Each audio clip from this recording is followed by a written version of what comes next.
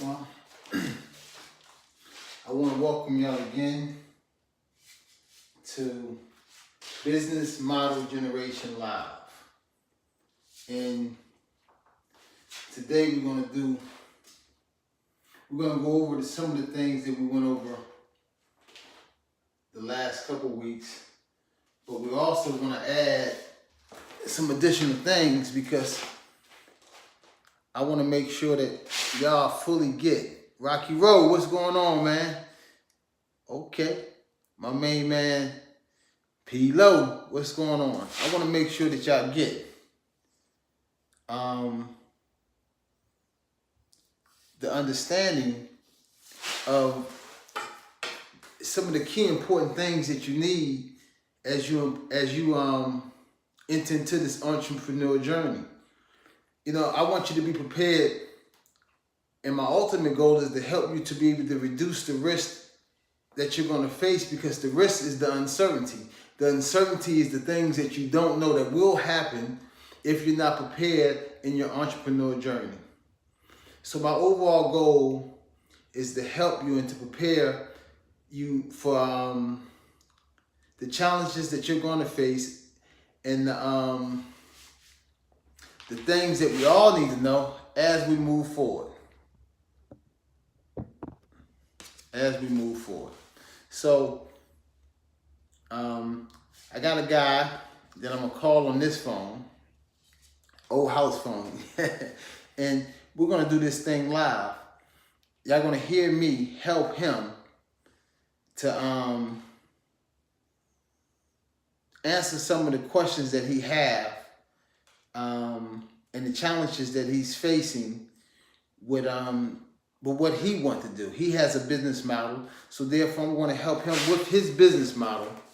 I'm going to help him to put it together in such a way that he's going to become more intimate with the business that he's going in. He doesn't know the questions I'm going to ask him.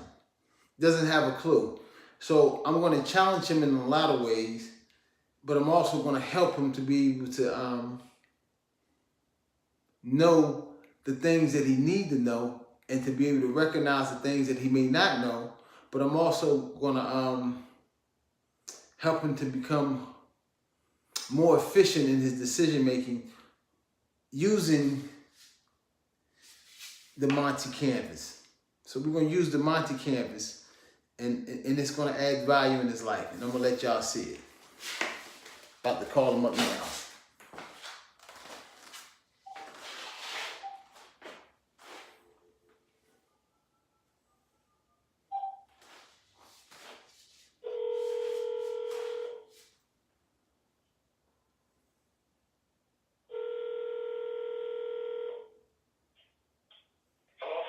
Hey Tyron, how you feeling? Okay, so let me tell you. Right now, I got you live. So we're going live, and we're going to answer the questions that you're facing, and we're going to look at your business a little bit deeper. And we're going to see how we can systematically help you to reduce the risk and the uncertainty that you're going to face. Now, we spoke a little bit yesterday about what you're doing, and basically, you're I'm giving the people, you're in the right, you're in the junk removal business. You can call it the trash business, but it's the junk removal business because you go in and you remove the unwanted things that people leave in homes, or it could be at a business complex. Anything that's unwanted, you remove. That's right. Right, so you're in the business of removing unwanted things. I wouldn't just say trash, but you remove the things that are unwanted, and then you take that off. You take that off the people's mind, because you come remove it, clean up the area, and then you keep it moving. That's right. Okay, now you was telling me about an expansion that you want to do, and you mentioned that you want to buy these trucks, and the trucks that you told me that you want to buy, they average about between $40,000 and $50,000 used. That's right. And you want to buy trailers so that now you can go to construction sites you can go to any kind of site and you can just drop off these big containers and people can put their unwanted stuff in those containers, and then you'll come and pick those containers up, and then as you pick those containers up, you'll take those containers and you'll take them to the dump, and you'll do your regular process that you do and dump it at the dump.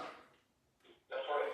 And you was telling me that like I said, the truck is between 40 and 50,000. This is a used truck. This is not a new truck, and you want to get I believe you said between 5 to 10 containers, so that you can drop these big containers off, so people can put their unwanted things in those containers, and then you'll come pick those up. And you told me that these containers, they cost between about $2,500, between $15 and $2,500 a piece. We say we're gonna go with averages. Let's just say 2,000. So that's about $2,000 a container. You want 10 of them. Okay. So what we have is, to expand your business where you're to where you want to go, you want to spend $50,000 for a truck, and you want to spend $20,000 on containers. So that's around $70,000 just to be able to do what you're envisioning that you can do once you have these items in your possession. Okay. Now, we're going to approach this thing a little bit different. And I'm going to ask you some questions, because my overall goal is to get you to look at this from a different perspective. Okay. One, you have identified a problem. And the problem that you have identified is that there is a large amount of unwanted stuff that people have. Yes. Your solution is that you will pick this stuff up for them at a fee. You'll do all the manual labor. You'll take care of all the dumping, the disposal of it, and you'll do it in an efficient way, so that all this unwanted stuff that they have can be done in a seamless manner, and it's less stressful on a person who's soliciting your service. Correct. Okay. And then your expansion, you want to now spend an additional $70,000 to get this truck that can pull these big containers that you're going to dump at particular sites. And the upfront cost is around $70,000 to be able to do what you're envisioning. Now, tell me something. Have you ever done that before? So no, you have never done it before. You have done it with the truck that you have, but you have never done it with the roll-off that's going to be picking up these containers. So basically, you have an assumption that if you spend $70,000 on these items, that it'll be an additive benefit to you, and that there's a large customer base out there. That's right. So, how large is the market share that's out there, that's in that business of the roll-off? Do you know how large that market is? No. Okay. Okay. So, do you know who your competitors are in this particular market? Okay. And how many players in the big market that you want to enter are there? Do you know the total in your market? There's four. So, and then how many small companies are there that are also providing that service? About 12. Okay. So you have medium, small, and large companies who are servicing the same people that you want to start servicing? I'm not gonna say the same people, but You still there? We lost the connection. I gotta call him back.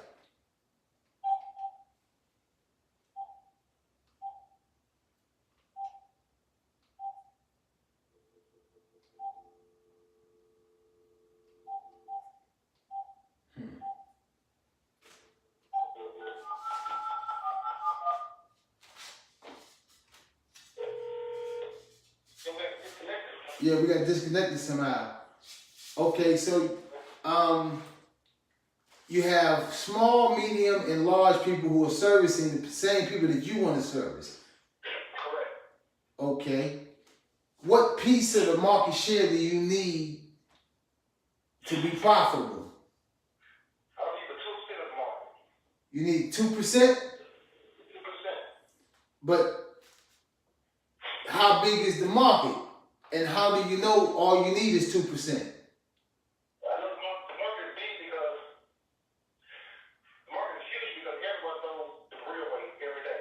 From doing a jump move, I get the leftovers from what the contractors can't get. No, I get that, but what I'm saying is you don't know the exact number. You don't know how large the market is. No, I don't know exactly how large the market is, no. Okay, so that's something that we got to find out. So therefore, because you don't know the number, you don't know the exact market share that you need to be profitable. You may need 10%. I don't think I need that. Okay, you say 10 is a lot. I'm just saying, but we don't know. You may need 5%. You may need 2%. We don't know.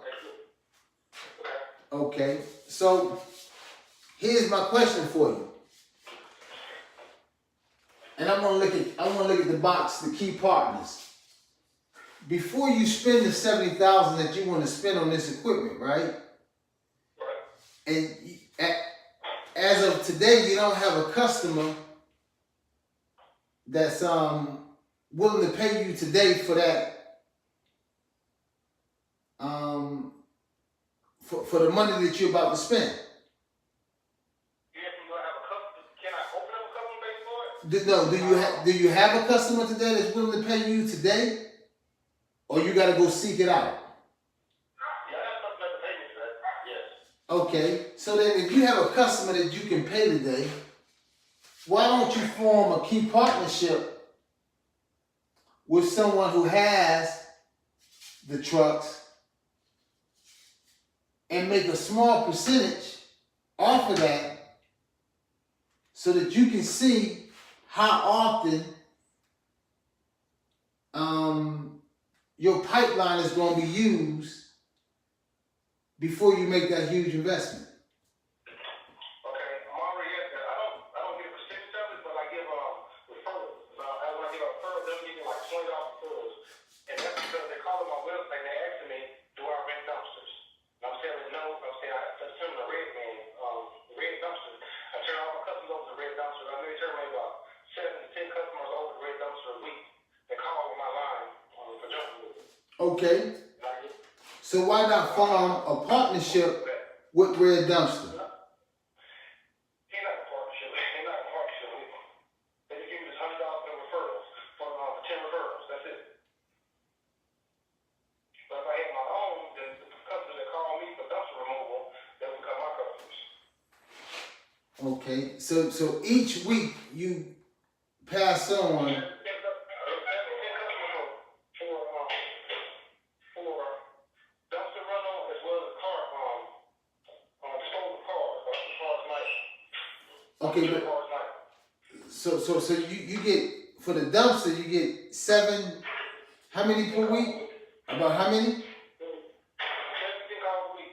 17 or what? Number 7 to 10 calls a week. Okay, 7 to 10 calls a week. Yes, and I'm not advertising for dumpster. I'm not advertising for that in my Google and my Facebook. I'm advertising, most advertising I'm not advertising for, but I'm getting customers. Okay, but here's my question. But why do you have to refer this business to the red box?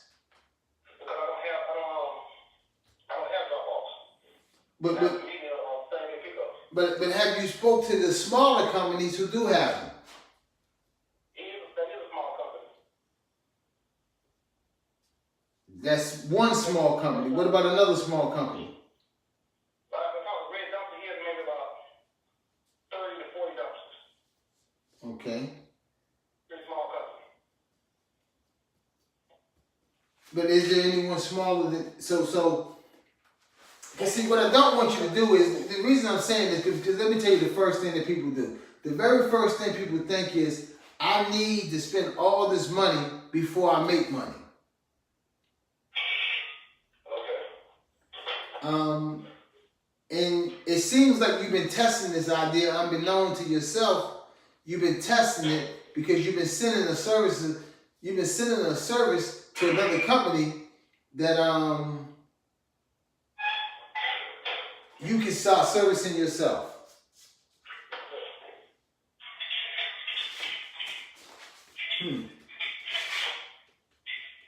Now,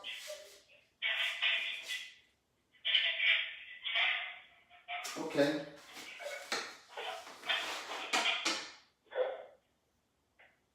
So you have a customer base, you have a channel that you use, that you have. So basically, what you have is, for your one particular service that you offer, you use a particular service to get you the leads, correct? That's right. I use about 4 different services to get the leads. And those services that huh? I advertise my own. In the beginning, I had to use like contact and stuff to help me. I don't need them anymore because customers call me direct because I'm not Uber ready. Okay, so okay, so you have a lead generator, and in your lead generator, you get these calls every week. Yes. So your lead generator has become your key resource. That's right. And now you want to use your key resource to create a new value proposition to the business that you're doing. That's correct. But there's a cost that is attached to it of $70,000, so you can begin your first iteration, rolling out your first MVP to your first customer segment who's coming through your lead generator that has become your key resource. And the reason I keep calling your lead generator your key resource is because without your lead generator, you have nothing. So that's why it's a key resource. And if you have a key resource, you got to protect that key resource. Because that key resource allows you to do all the key activities that you do so that you can create a revenue stream that's going to provide for you the life that you want. Well, this is an easy one. I thought it was going to be a little harder because you have already identified you have an additional revenue stream.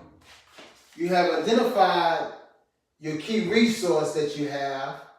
Your key resource you have is your lead generator, because your lead generator is servicing two things. It's one, is servicing your current value proposition, but it's also going to service your future value proposition. So therefore, the money that you spend once is going to service you twice.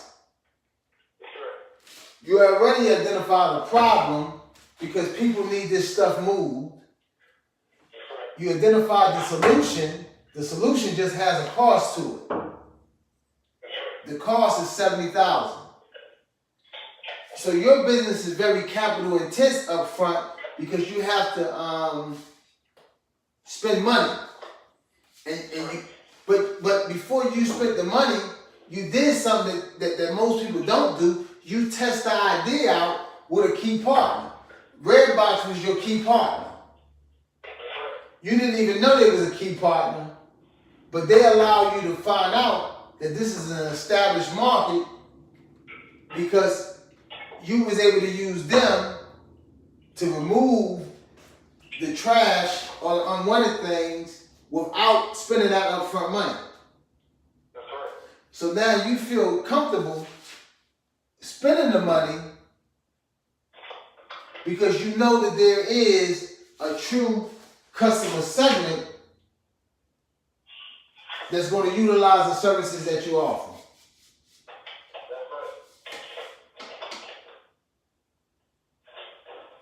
Well, this one right here is easy.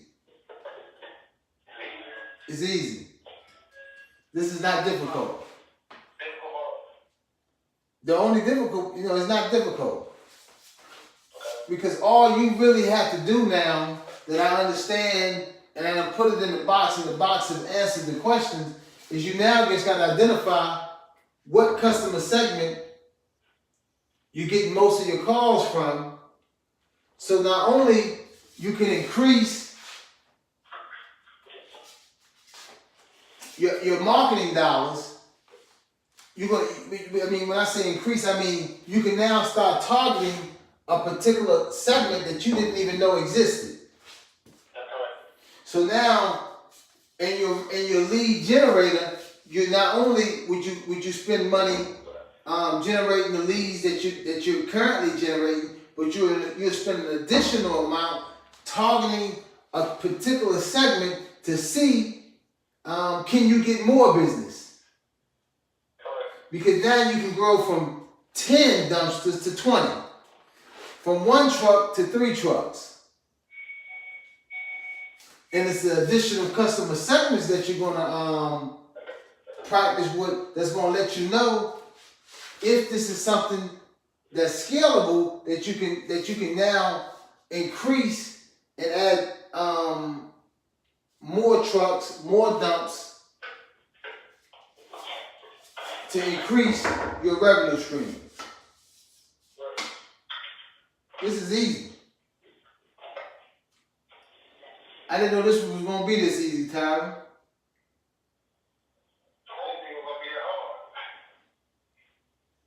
But see, you've been doing some stuff and you didn't even know you was doing it. And see, most businesses, you find out about it because it's a business that you're already in. And this is a business that you're already in. Now it's time to expand, and you've been testing your expansion, and you've been able to see that, hey man, I get 7 to 10 calls a week for these dumpsters, and these people are paying the money. So when you send these people over to Redbox get all 7? Yeah, they get all customers. But I'm saying, when you send that lead, is that lead committing, or are they just inquiring information? I do not know that. All I know is that once we give you $110 for leads, that do so. So every time you send them someone, if you send them 7 leads, they give you $100 for that lead.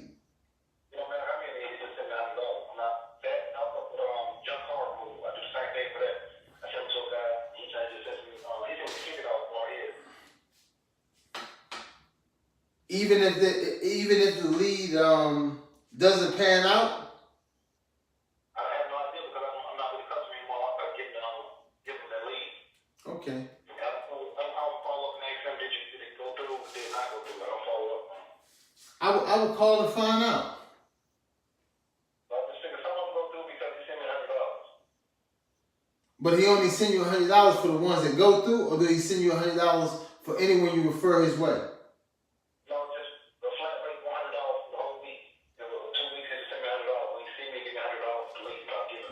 So basically, so what you're telling me is, each week you get $700 just for leads.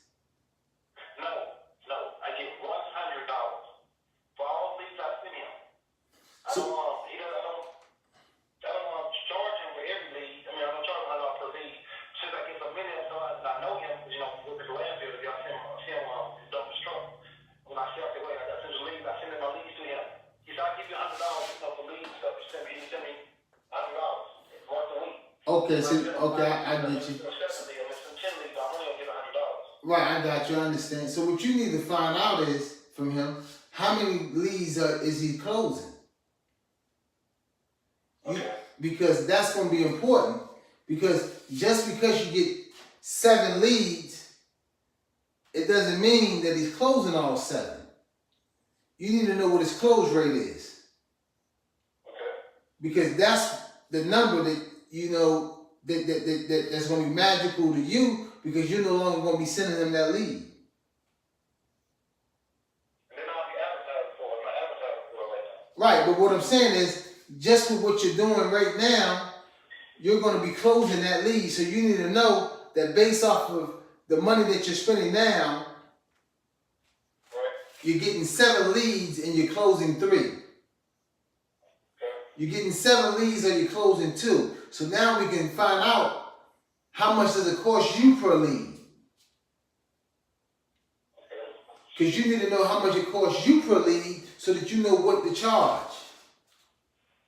Okay, well, you know, my leads gonna be coming from Google. From Google and doing, you know, I don't, the people at Google, and then most time they call and they ask me for the dumpster room. They're ready to rent a dumpster. They just want to set the date that they want to drop off.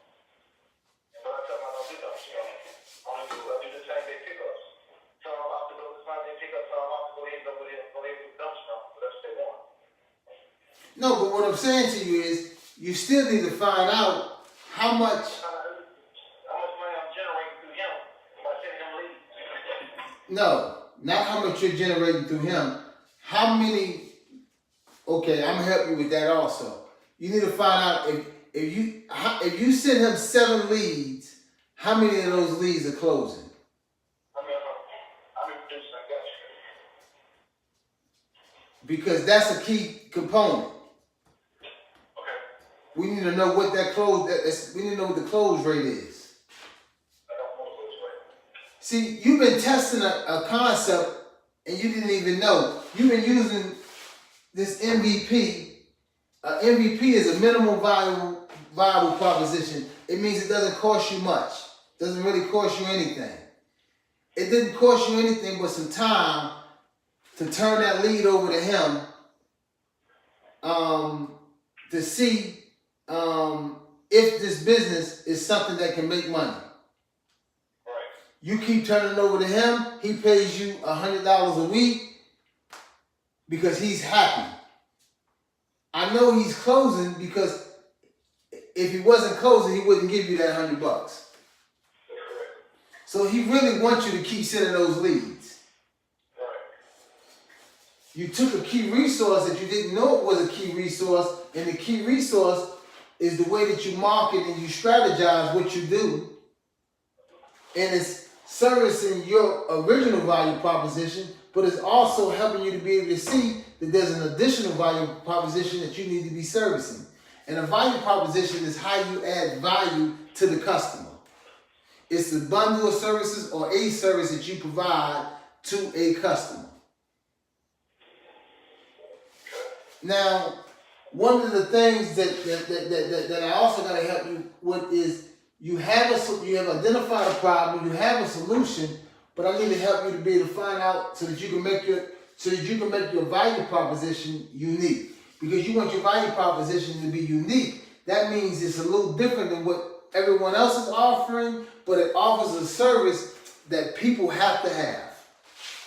It becomes an award-winning service to where not only do you get repeat customers, but you get customers who refer your business out because of the way you offered your service.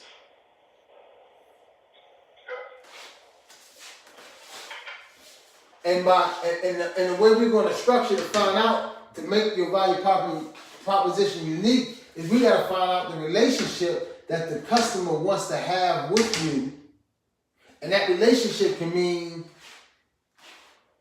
a lot of things. They can want you to have a crew that works that's trustworthy because they may want you in their home. I don't know what their relationship is, but we got to test it to find out. Well, no, it's not your ratings. What your the relationship is going to deal with. It basically deals with Okay, people, I'm gonna give you an example. People expect today, when they go out and they buy a service, right? Correct. And if they don't like the service, they expect their money back. Yeah, they get money back by giving a bad rating. Right. So, if you so people are expecting a money back guarantee. That's correct. So that's the relationship that they want to have with you. They want to have a relationship with you where, like Amazon. Amazon get plenty of items sent back to them. Sure. But that doesn't mean that Amazon is doing bad business because they receive a lot of items back. No, that means that Amazon is doing great business because the relationship that the customer wants to have with them is money back guarantee. They want on-time service. They want to pick up and drop off on time. And then when you perform the task that the customer wants in such a way that like when you go to Chick-fil-A, how do you get greeted at Chick-fil-A? They say, welcome, thank you. How you doing today? My pleasure, all that, right? Yeah. So the relationship at Chick-fil-A is different than the relationship you have at McDonald's. When you go to McDonald's, you don't expect that type of you don't expect anyone to greet you in that way. That's correct. But if you go to Chick-fil-A, you expect that. That's correct. But the reason you expect that is because that's the service that they offer. Okay. Because they say that this is the relationship that I want to have with you, the customer. And in return, Chick-fil-A is more expensive than McDonald's. So therefore, you pay a premium for that relationship. So we have to find the exact relationship that these customers want to have with you, and they'll pay you more for the services that you're offering. Okay. You see what I'm saying? So like with Amazon, people pay $100 or $150 to be with Prime. But I can still, I don't have Prime, but I can still order from Amazon. Right. But I don't get treated the same way you would get treated if you got Prime. Okay. There's special things that you have. So you may have some repeat customers that want to be treated a certain way, and you treat them in such a way that they continuously come back to you. Then you may have some people that they want offers. They just come because they heard that you provide this service and you provide this service great. Okay. So what questions you got for me? Because it seems like we answered a lot. You know, we went through your whole listing. What you got for me?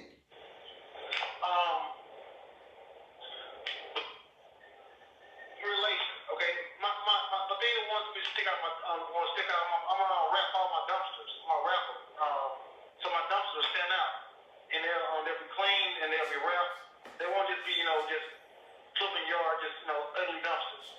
Right. You gotta wrap them and put and make them stand out, be different from others. So when people see them, they're like, not only is a billboard, advertisement, but also it's a nice dumpster. It's wrapped and it's not just looking bad. Uniformity. You want to add. You want uniformity to your dumpsters. Right. So to separate them. Correct.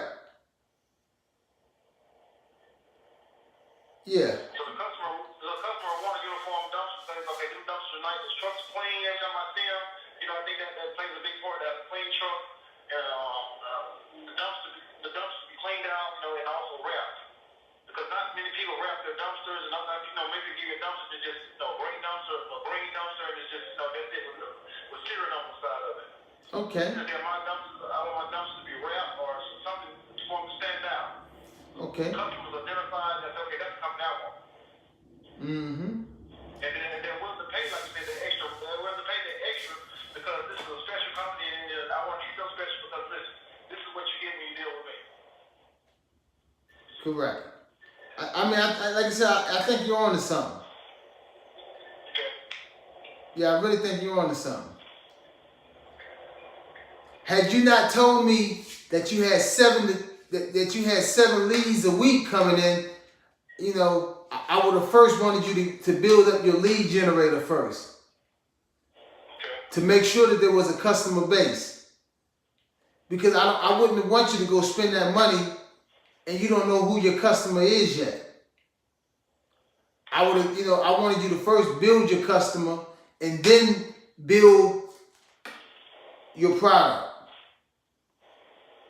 See, that's how I like to put, that way you don't have an upfront cost. But because you already now know who the customer is, now we just got to dig a little deeper to find out exactly what's the customer experience that they are looking to experience so that you can deliver an award-winning product. Not only I need to find out like when I'm delivering the leads to him, I never ask where the people location because I only serve a certain diameter of the city. I don't serve certain part of the city I don't serve, so I need to know the diameter of what the customers that he's getting, how far are they within my perimeter. So these are questions that you got to ask, and you know who to ask because he's servicing these people. His diameter is a lot bigger than mine, so I don't know how far he's going out and where my customers coming. All my customers coming from within the perimeter that I'm using, or some of them on the outside. If they're on the outside, how far on the outside? Yeah, that's important questions that you. Because a lot of customers I get, even though they're outside my perimeter, they give me the only reason they're calling. Where I'm at because we're calling because your ratings the way do you come this far? I don't go that far. Okay. But that may be. But that may be another thing that we may have to look at with expansion is having a fleet that do go out that far. Correct. But starting off with one truck, I couldn't do it. No, you can't do it with one truck. With one truck, you got, you know. I only serve the perimeter of my men. Right. And then as you grow, that's part of your growth plan. Right. I can stretch out once I secure my area, the perimeter that I'm dealing with. Once I secure that perimeter and that area, then I can branch out forward. But until then, I just stay within the radius that I'm in. Okay. Like I said, Tyler, man, this one right here was easy. Because you've done a lot of work and you didn't even know you was doing it. And you have identified a whole lot. See, many times we wing things and we don't know that we're winging it. And we get valuable information and all the things that we need to know right there in front of us if we only knew what questions we need to ask. So what we found out today was what questions do we need to ask so that we can start building what you want to build so that you can move forward. Okay. That's it.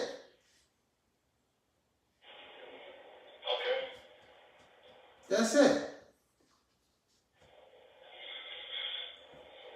Well, that's it. So what you got to do now is you got to talk to that guy. You got to get those answers, and then we'll get back and we'll go from there. Or when I'm doing my lead generator, I'm just gonna switch it and put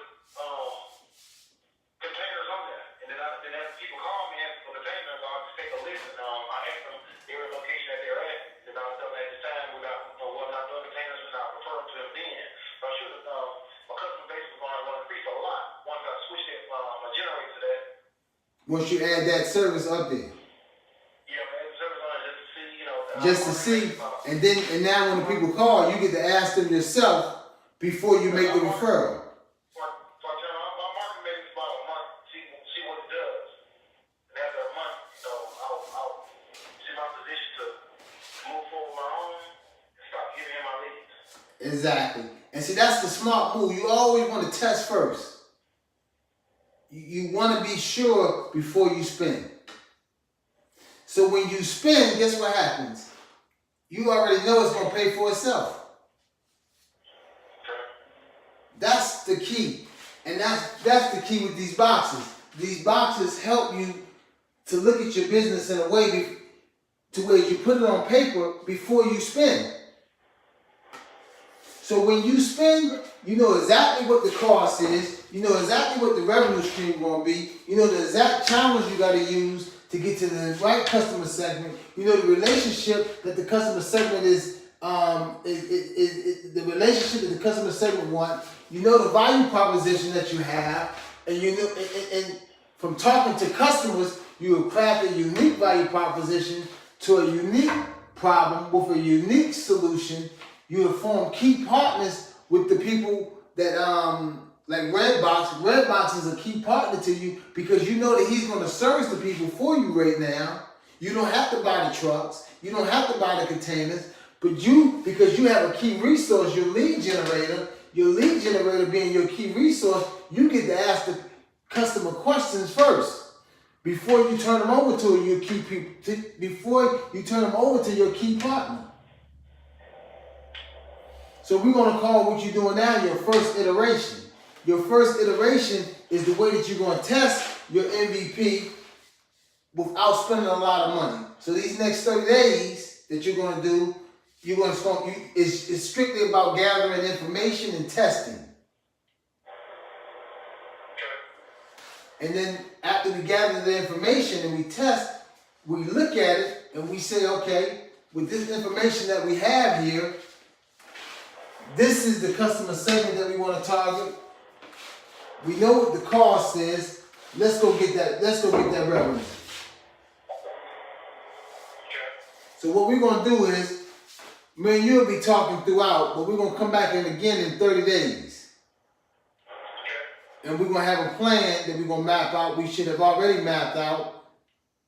That's going to be executing your plan so that you can now attack the customer segment that you know is there. We just need to get a little bit more information. Sounds good. My man. So look, I'll talk with you later on. Okay. All right, then, Tyler. Okay. We just went live. That was a real person with a business who needed some help formulating his idea, brainstorming it. He heard about the box. He got in contact with me and he said, Monty, how can you help me to be able to take my business to the next level?